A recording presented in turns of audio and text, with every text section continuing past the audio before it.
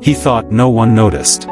Every night at exactly midnight, the glow of his laptop lit up his room, while the rest of the house slept. His mother, however, couldn't ignore the whispers of keys and the eerie silence that followed.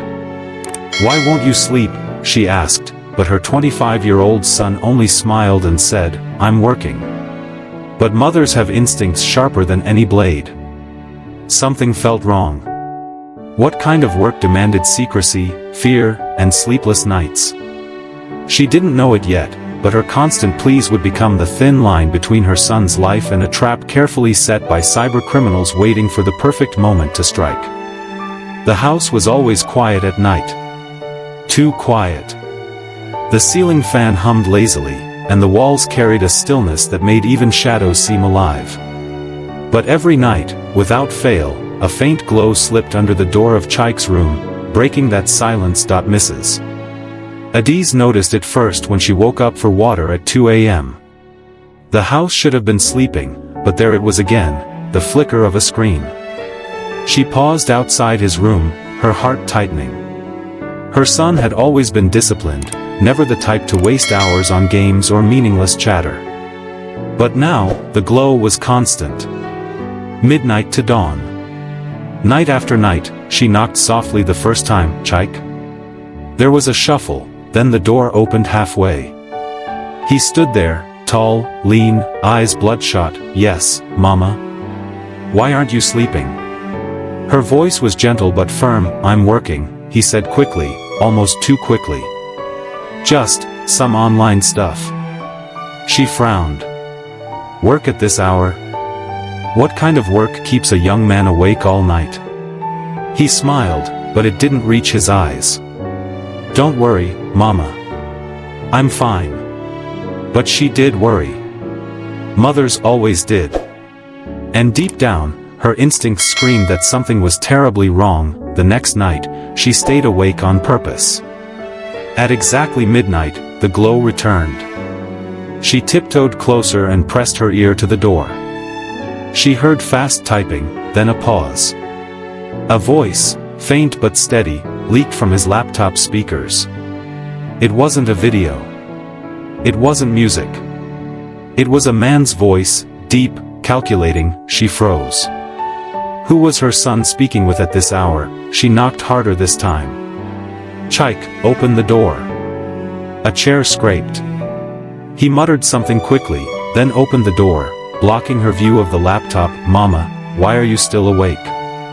His voice was strained. "I should be asking you the same," she replied, scanning his tired face. "Who were you speaking to?" "No one. Just a tutorial video." She didn't believe him. His voice trembled ever so slightly. Mothers noticed these things. Days passed, but the routine didn't change. Chike slept all morning, skipped meals, and returned to his laptop once darkness fell. His skin grew pale, his eyes hollow, and yet when she pressed him, all he said was, "I'm working." You wouldn't understand. But she understood enough. Secrets destroy families. One night, unable to hold back, she burst into his room without knocking. The screen glared at her, lines of codes, strange chat windows, symbols she couldn't read. And there, on the screen, was a face. A man in his 40s with sharp features and an unsettling smile. The man's voice filled the room. "Didn't I tell you not to get distracted, Chike?"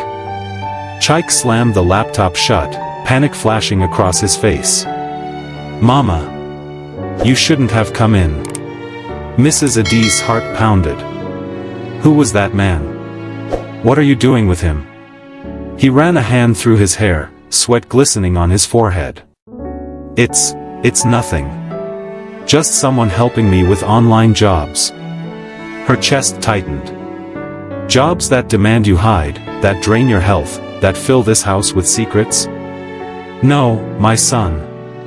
This is not work. This is danger." He turned away, refusing to meet her eyes. Silence filled the room, heavier than words. That night, Mrs. Adiz barely slept. She stared at the ceiling, the memory of that stranger's voice replaying in her mind. It wasn't the tone of a mentor. It was the tone of a predator. Her instincts clawed at her. Whatever her son had gotten into, it wasn't safe. She remembered stories on the news, cyber fraud, scams, young men manipulated into dangerous webs. Could her Chike, her only son, be walking into such darkness? By dawn, she made up her mind. She would not sit idle. She would watch, she would listen, and she would fight if she had to. The next evening, when Chike disappeared into his room again, she crept silently to the door. Through the faint crack, she caught words. "I've done everything you asked," Chike whispered into the microphone. "But I don't like this. It feels wrong." The man's voice replied, calm yet commanding. "Wrong? Do you want the money or not? Do you want success or not? Stop doubting me, boy. You're in too deep already." Her blood ran cold. Money. Success. Lies wrapped in promises. She clutched the wall, her breath uneven. The stranger wasn't teaching her son, he was trapping him. And Chike, too trusting, too eager, didn't see the chains tightening around him. That night, she stepped into his room one last time. Her voice shook, but her words were sharp. "Chike, listen to me. Whatever you are doing, stop. Right now. This man you call a teacher is no friend. He is leading you into darkness." Chike's eyes burned with conflict. He wanted to believe her, but fear had its claws in him. "Mama. I can't stop. Not now. It's too late." But she knew, no chain was too strong for a mother's love to break. And so, the battle between her warnings and the stranger's whispers had begun. The night carried a suffocating silence. Mrs. Adiz sat in the living room, her hands clasped tightly, ears tuned to the sound of muffled typing upstairs. Each keystroke was a reminder that her son was drifting further into something dangerous. She had seen the look in his eyes, conflict, fear, but also a strange pull he couldn't resist. Something, or someone, was binding him. At 1 a.m., unable to bear the tension, she climbed the stairs and pressed her ear against his door. Chike's voice was low but sharp. "I don't want to do this anymore. It feels wrong." The reply was instant, deep, and menacing. "You don't get to back out now. You've already crossed the line, Chike. Do as I say, or I'll make sure your name appears where you least want it." Mrs. Adiz's breath hitched. Blackmail. She shoved the door open without thinking. Chike jumped, slamming the laptop shut. His eyes were wide, terrified, not of her, but of the man on the screen. "Who is he?" she demanded. "What has he done to you?" "Mama, please," his voice cracked. "You don't understand. He knows everything about me. If I stop, he'll ruin me." Her heart pounded. She stepped closer, her voice fierce. "No, Chike. The only thing that will ruin you is continuing. Fear is his weapon, but love, my love, will break it." Chike turned away, trembling. "He said I'd make money fast. Enough to change our lives." At first, it seemed harmless, typing codes, opening accounts. But then he asked for more. He wanted me to hack emails, steal information. And when I hesitated, he showed me he already had my details. My ID. My address. Even pictures.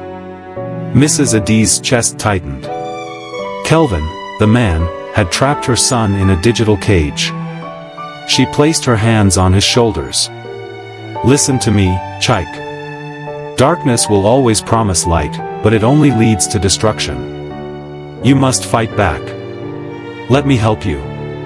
He looked at her, torn between fear and the desperate hope in her eyes. For the first time, his resolve cracked. "What if it's too late?" "It's only too late if you keep silent." The laptop beeped. A message flashed on the screen, chilling them both. Time is up.